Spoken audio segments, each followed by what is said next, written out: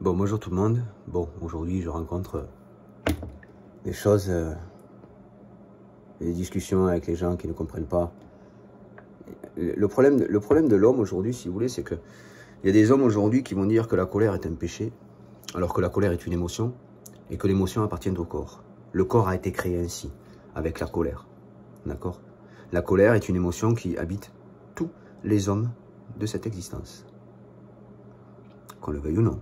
Nous hébergeons tous, sans exception, les mêmes émotions. À qui appartient l'émotion? Au corps? Ou à l'esprit qui fait l'expérience de ce corps? On va séparer l'esprit du corps, en parlant de vous, votre esprit, et du corps qui a été créé par Dieu, à l'image de Dieu. Vos plaisirs. Avons-nous tous les mêmes plaisirs dans cette création?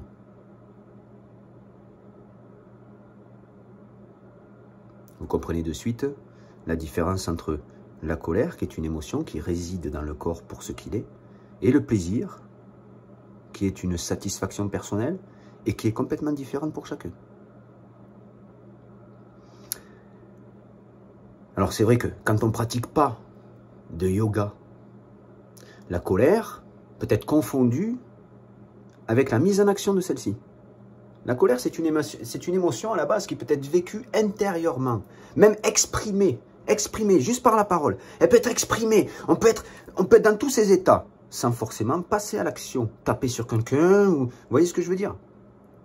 La colère, on ne compare pas, on ne peut pas comparer colère et taper quelqu'un. On ne peut pas mettre les deux dans la même chose. On englobe tout, parce que l'homme englobe tout. L'homme se prend pour la colère. L'homme s'est pris pour le corps déjà, pour commencer. L'homme s'est pris pour le corps, mais ce n'est pas lui qui a créé le corps.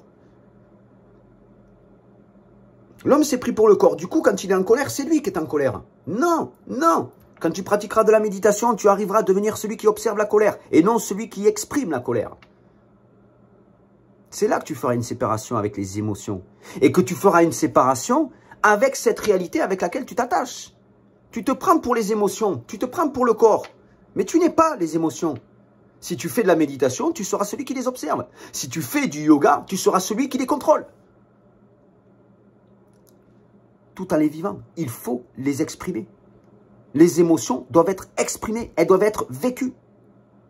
Mais dans le contrôle de soi, pratique yogique, le yoga est là pour maîtriser et contrôler justement, pour ne pas porter un mouvement. La terre, quand il y a des orages, quand il y a des tempêtes, quand il y a des cyclones, elle vit des émotions. Mais est-ce que la terre, dans le système, dans notre système solaire, est-ce que la terre se met à faire des mouvements à droite et à gauche, à partir taper sur Mars, partir taper sur Vénus parce qu'elle est en colère? Non! Elle est sur une maîtrise. Elle tourne toujours dans le même axe.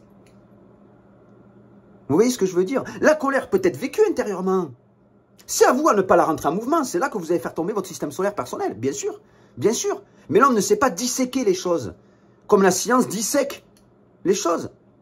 La science a appris à disséquer la réalité pour nous faire comprendre chaque chose pour ce qu'elle est.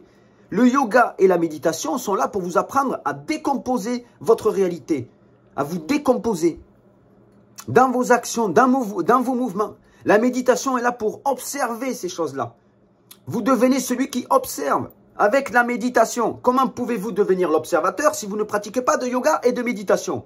Vous êtes celui qui les vit. Vous êtes l'émotion. Vous êtes la colère. Vous êtes celui qui est triste. Vous êtes le pleurnichard. Non, non, non. Pratiquez du yoga, pratiquez la méditation. Vous deviendrez quelqu'un qui dissèque. Vous deviendrez la science de Dieu, qui sera observateur, qui sera celui qui contrôle votre corps, qui sera celui qui vit l'expérience pour ce qu'elle est, sans se prendre pour cette expérience elle-même. Vous comprenez ce que je vous dis?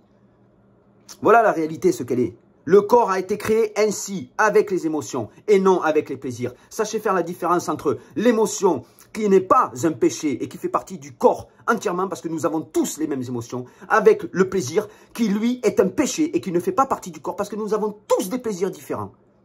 D'accord? Dans l'unité, l'émotion réside. Je vous souhaite une bonne journée, puis je vous dis à bientôt.